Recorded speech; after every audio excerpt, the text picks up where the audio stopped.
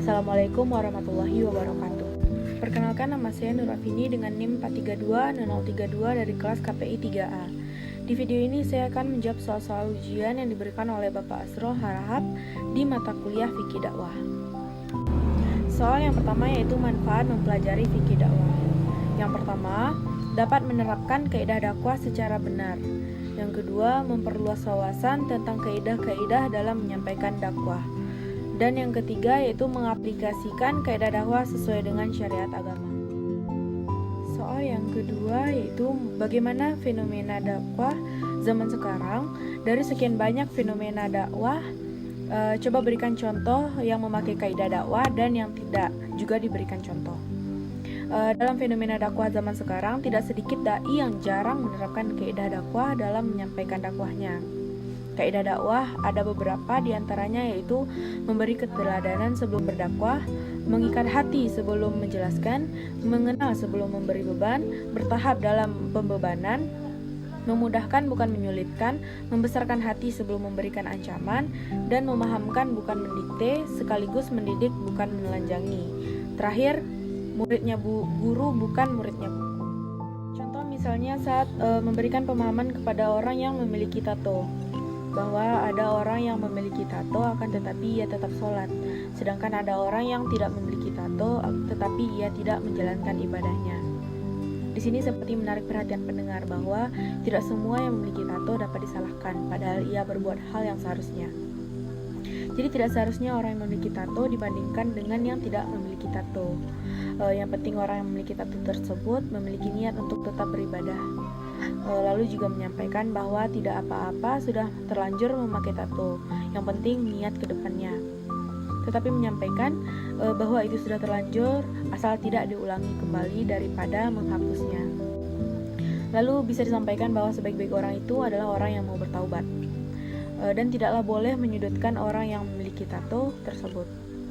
Dan di saat berdakwah kepada orang banyak, lalu menyampaikan perihal tato, berilah nasihat kepada masyarakat bahwa sebaik-baik manusia ialah orang yang bertaubat kepada Allah. Dengan beristighfar dan bertaubat, maka Allah akan mengampuninya serta menjadikannya sebagai kekasihnya seketika itu.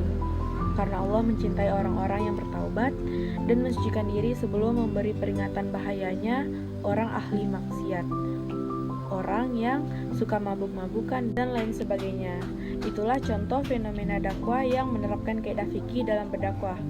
Dan contoh apabila seseorang dai tidak menerapkan kaidah fikih dalam berdakwah seperti fenomena tadi, akan tetapi fenomena tadi itu kebalikannya, yang mana dai akan mempermalukan orang yang didakwahinya kepada orang ramai, mengancam di depan orang ramai, diserang dahulu sebelum memberikan pemahaman tentang yang benar.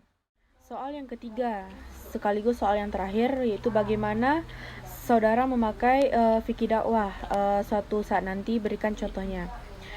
Seperti yang telah disebutkan tadi, bahwa kaidah fikih dakwah yaitu memberikan keteladanan kepada mendengar sebelum berdakwah, menarik perhatian sebelum menjelaskan, mengenalkan sebelum memberi tugas, bertahap dalam memberi tugas, memudahkan bukan menyulitkan, menyampaikan yang dasar sebelum yang cabang, menyenangkan hati sebelum memberi ancaman, memberi pemahaman bukan mendikte, dan mendidik bukan mempermalukan.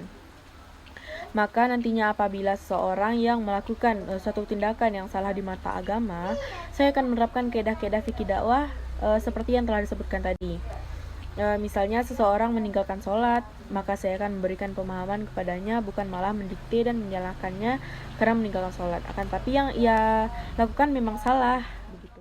Contoh lainnya, misalnya seseorang mencoba mencuri, maka kita memberikan nasihat bahwa masih banyak pekerjaan halal di luar sana yang dapat dikerjakan selain mencuri, bukan malah mempermalukannya apabila ia belum jadi untuk mencuri di depan orang ramai. Baiklah, mungkin hanya sekian jawaban yang dapat saya sampaikan. Apabila ada kesalahan, saya mohon maaf. Atas perhatian Bapak dosen, saya ucapkan terima kasih. Assalamualaikum warahmatullahi wabarakatuh.